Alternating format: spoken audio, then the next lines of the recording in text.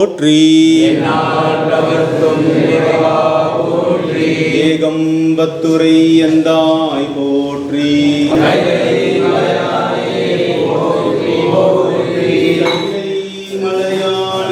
போற்றி போற்றி.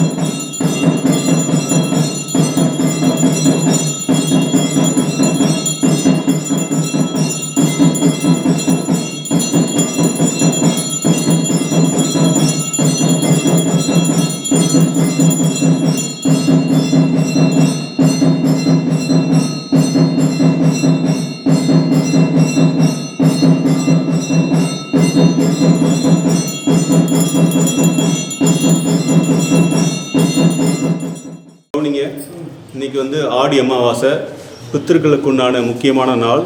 இந்த ஆடி அமாவாசை ஸ்ராவண அமாவாசைன்னு சொல்லுவாங்க. இந்த அன்னதானத்துக்கு உதவி செஞ்ச குடும்பங்கள் எல்லாமே நல்லா கொண்டு நம்ம பிரார்த்தனை பண்ணுவோம். நம்ம சொல்கிற அப்படியே திருப்பி சொல்லுங்க. ஆடி அமாவாசை அன்னதானத்திற்கு உதவி செய்ய குடும்பங்கள் அனைத்தும் அறியாது சேர்ந்த பித்ருதோஷங்கள் நீங்கி, தோஷங்கள் நீங்கி, ரோகங்கள் நீங்கி,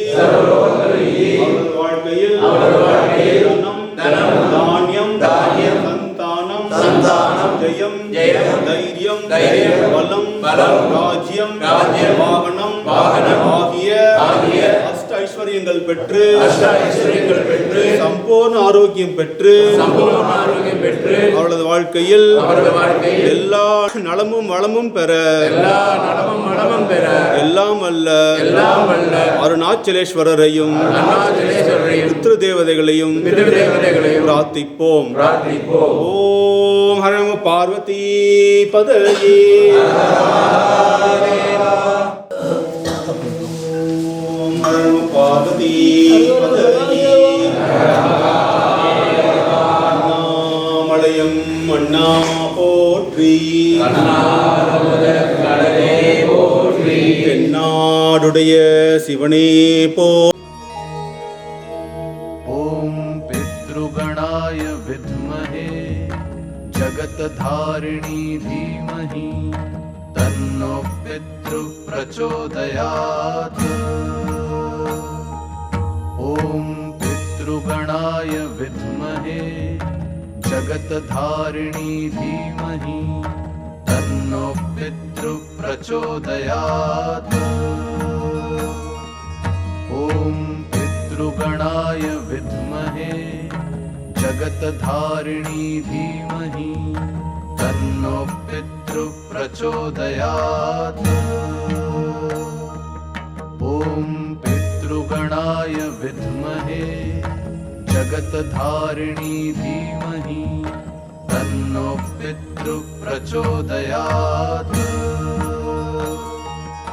ஓம் பித்ருகணாய வித்மஹே ஜகத்தாரிணி தீமஹி தன்னோ பித்ரு பிரச்சோதயாத். ஓம் பித்ருகணாய வித்மஹே ஜகத்தாரிணி தீமஹி தன்னோ பித்ரு பிரச்சோதயாத். ஓம் பித்ருகணாய வித்மஹே ஜகத்தாரிணி தீமஹி தன்னோ பித்ரு பிரச்சோதயாத். ஓம் பித்ருகணாய வித்மஹே ஜகத்தாரிணி தீமஹி தன்னோ பித்ரு பிரச்சோதயாத். ஓம் பித்ருகணாய வித்மஹே जगत्धारिणी धीमहि तन्नो पितृ प्रचोदयात्। ॐ पितृगणाय विद्महे जगत्धारिणी धीमहि तन्नो पितृ प्रचोदयात्। ॐ पितृगणाय विद्महे जगत्धारिणी धीमहि तन्नो पितृ प्रचोदयात्। ॐ पितृगणाय विद्महे जगत्धारिणी धीमहि तन्नो पितृ प्रचोदयात्। ॐ पितृगणाय विद्महे जगत्धारिणी धीमहि तन्नो पितृ प्रचोदयात्। ॐ पितृगणाय विद्महे जगत्धारिणी धीमहि तन्नो पितृ प्रचोदयात्। ॐ पितृगणाय विद्महे जगत्धारिणी धीमहि तन्नो पितृ प्रचोदयात्। ॐ पितृगणाय विद्महे जगत्धारिणी धीमहि तन्नो पितृ प्रचोदयात्। ॐ पितृगणाय विद्महे जगत्धारिणी धीमहि तन्नो पितृ प्रचोदयात्।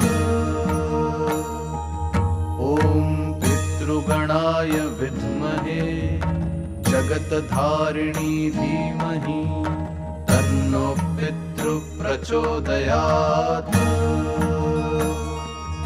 ॐ पितृगणाय विद्महे जगत्धारिणी धीमहि तन्नो पितृ प्रचोदयात्। ॐ पितृगणाय विद्महे जगत्धारिणी धीमहि तन्नो पितृ प्रचोदयात्। ॐ पितृगणाय विद्महे जगत्धारिणी धीमहि तन्नो पितृ प्रचोदयात्।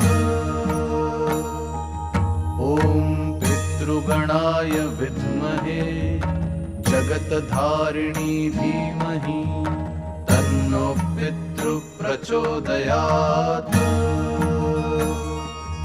ॐ पितृगणाय विद्महे जगत्धारिणी धीमहि तन्नो पितृ प्रचोदयात्। ॐ पितृगणाय विद्महे जगत्धारिणी धीमहि तन्नो पितृ प्रचोदयात्। ॐ पितृगणाय विद्महे जगत्धारिणी धीमहि तन्नो पितृ प्रचोदयात्। ॐ पितृगणाय विद्महे जगत्धारिणी धीमहि तन्नो पितृ प्रचोदयात्। ॐ पितृगणाय विद्महे जगत्धारिणी धीमहि तन्नो पितृ प्रचोदयात्। ॐ पितृगणाय विद्महे जगत्धारिणी धीमहि तन्नो पितृ प्रचोदयात्। ॐ पितृगणाय विद्महे जगत्धारिणी धीमहि तन्नो पितृ प्रचोदयात्। ॐ पितृगणाय विद्महे जगत्धारिणी धीमहि तन्नो पितृ प्रचोदयात्। ॐ पितृगणाय विद्महे जगत्धारिणी धीमहि तन्नो पितृप्रचोदयात्। ॐ पितृगणाय विद्महे जगतधारिणी धीमहि तन्नो पितृप्रचोदयात्। ॐ पितृगणाय विद्महे जगतधारिणी धीमहि तन्नो पितृप्रचोदयात्। ॐ पितृगणाय विद्महे जगतधारिणी धीमहि तन्नो पितृप्रचोदयात्। ॐ पितृगणाय विद्महे जगतधारिणी धीमहि तन्नो पितृप्रचोदयात्। ॐ पितृगणाय विद्महे जगतधारिणी धीमहि तन्नो पितृप्रचोदयात्। ॐ पितृगणाय विद्महे जगतधारिणी धीमहि तन्नो पितृप्रचोदयात्। ॐ पितृगणाय विद्महे जगतधारिणी धीमहि तन्नो पितृप्रचोदयात्। ॐ पितृगणाय विद्महे जगतधारिणी धीमहि तन्नो पितृप्रचोदयात्।